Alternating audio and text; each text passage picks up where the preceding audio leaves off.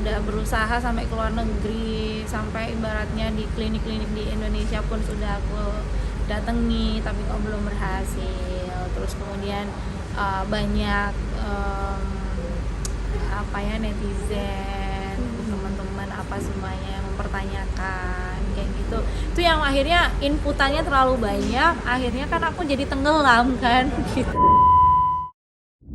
Berikutnya katanya juga alasannya juga kenapa kan juga banyak yang bilang kenapa nggak ikut ke mana aja gitu karena orang tua juga katanya.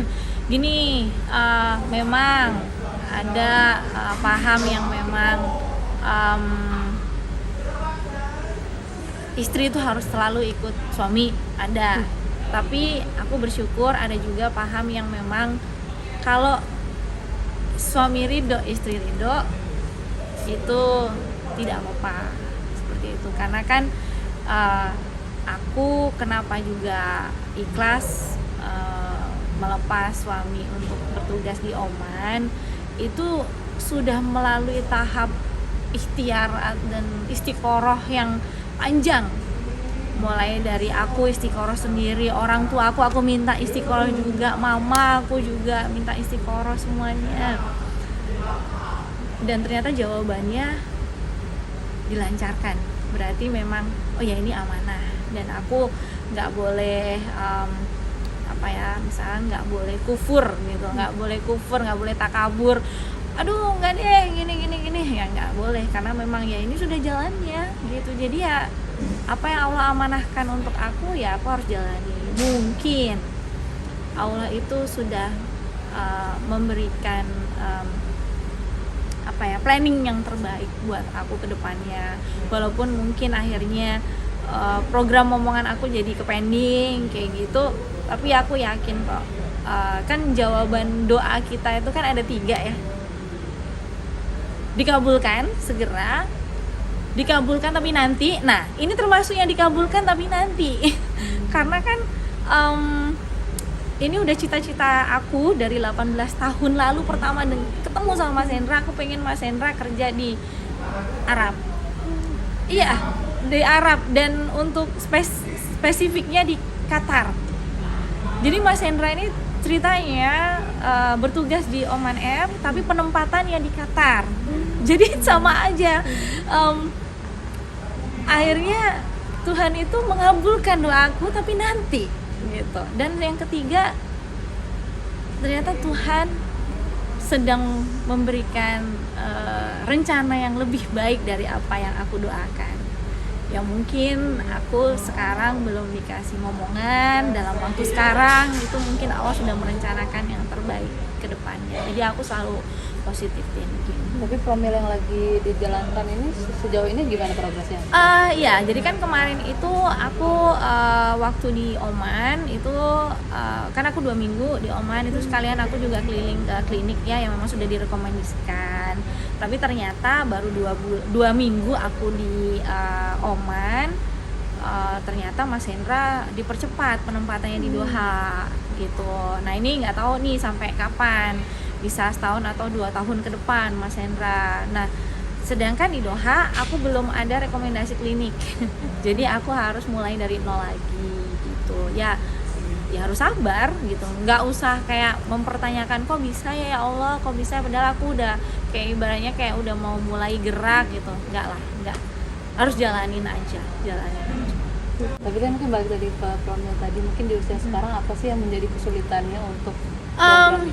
Justru kalau masalah usia sih ya memang semakin bertambah usia itu resiko semakin bertambah. Tapi kalau masalah kesuburan, kakak-kakak aku itu malah nambah anak kedua ketiga di usia 40-an. Jadi ya sekarang kan usiaku udah yang kesekian. Jadi tetap optimis gitu. Tetap optimis selama aku juga masih produktif, suami juga. Sebenarnya lebih ke masalah rezeki aja sih. Aku juga nggak berani ngatur-ngatur Allah kan gitu. Jadi nikmati aja. Pengen nyoba kayak mungkin ada orang lain kan opsi yang kayak adopsi, ya bayi tabung gitu, atau adopsi gitu. Kalau adopsi memang resikonya juga besar ya gitu. masalah nasab juga seperti itu. Mungkin bukan ngadopsi tapi ikut mengurusi gitu. Itu lebih tepatnya mungkin seperti itu. Kayak ya kita rajin ke panti asuhan, terus mungkin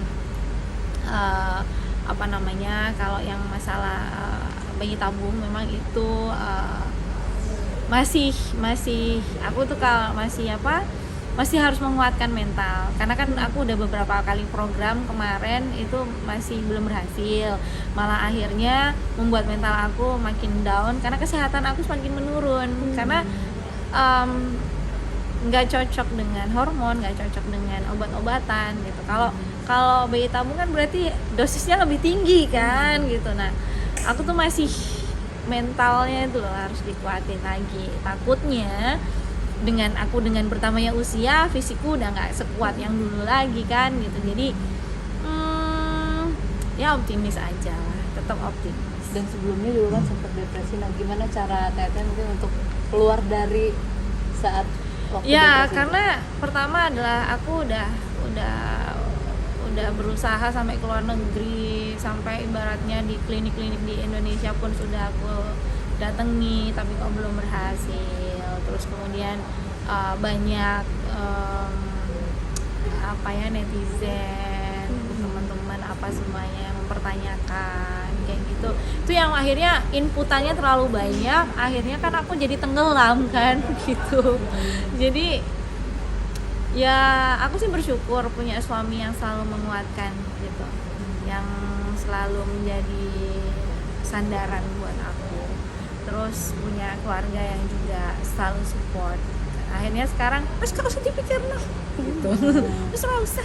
Terus nang kolek yang ini ya pasti ono rezekinya gitu. Jadi akhirnya membuat aku semakin kuat. Terus aku juga sampai ke psikolog juga karena butuh pendampingan sih gitu untuk bisa benar-benar kayak melewati masa-masa kelam itu. Ini udah lama ya Teh? Udah lama. Yang paling berat itu tahun 2019. Terus akhirnya ada pandemi kan gitu. Itu justru malah bikin mental aku malah lebih sehat. Karena akhirnya kan kayak di reset. Suami aku akhirnya yang biasanya terbang akhirnya di rumah terus. Yang aku akhirnya butuh teman gitu dapet kan, akhirnya Mas Hendra juga sering di rumah gitu. Akhirnya justru di saat pandemi kemarin tuh bisa dibilang kayak kebangkitan mental aku banget gitu, karena di saat itu malah mentalku tuh kayak reset lagi gitu. Oke. Terima kasih banyak. Ini aku ada